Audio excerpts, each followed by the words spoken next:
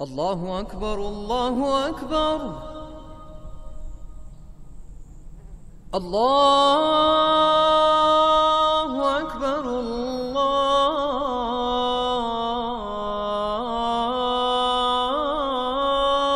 أكبر. Bismillahirrahmanirrahim. Louange à Allah, nous le glorifions, nous lui demandons son aide et implorons son pardon. Nous croyons en lui et en lui nous plaçons notre confiance. Nous cherchons protection près de lui contre tout mal venant de nous-mêmes et contre les méfaits de nos mauvaises actions. Celui qu'Allah guide, personne ne peut l'égarer, et celui qu'Allah égare, personne ne peut le guider. Le sujet d'aujourd'hui est les règles de bienséance liées aux réseaux sociaux. Durant ces dernières années, on a connu une véritable révolution dans le domaine de la communication, surtout avec les réseaux sociaux. Allahu Azza wa Jal nous a facilité une affaire qui n'était point facilitée à ceux qui nous ont précédés. Ce sont des outils excellents pour la recherche de l'information et du savoir. Aussi, c'est un excellent moyen de communication. Ils nous permettent de rester en contact avec nos familles, nos amis dans les quatre coins du monde. Les réseaux sociaux prennent une place centrale dans nos vies et personne n'y échappe. Grands, petits, riches, pauvres, à part une petite minorité. Il est donc évident de vous éclairer sur certaines choses à respecter lors de l'utilisation des réseaux sociaux, afin d'en faire bon usage et pour qu'ils soient utiles à nous-mêmes ainsi qu'aux autres. Il y a des règles et des points à respecter selon les savants de la Ummah. Sachez, frères et sœurs, que les réseaux sociaux sont des bienfaits d'Allah qu'il nous a accordés et il faut le remercier pour ces bienfaits qu'il nous a assujettis par sa grâce et sa générosité.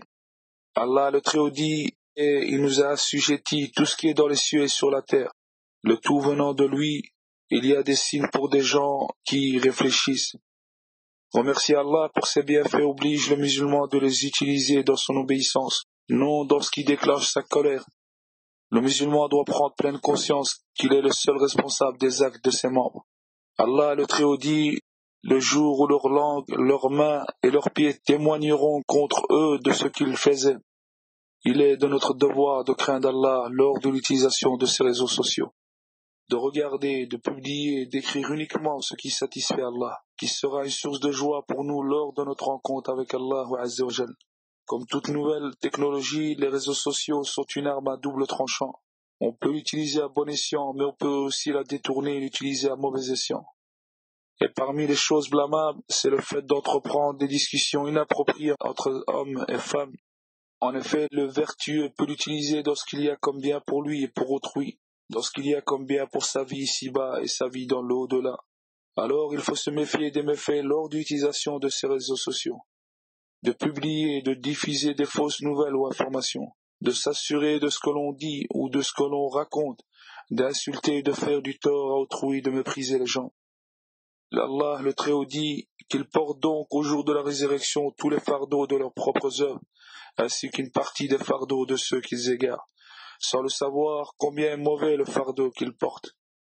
Il dit aussi, et ceux qui offensent les croyants et les croyantes sans qu'ils l'aient mérité, se chargent d'une calomnie et d'un péché évident.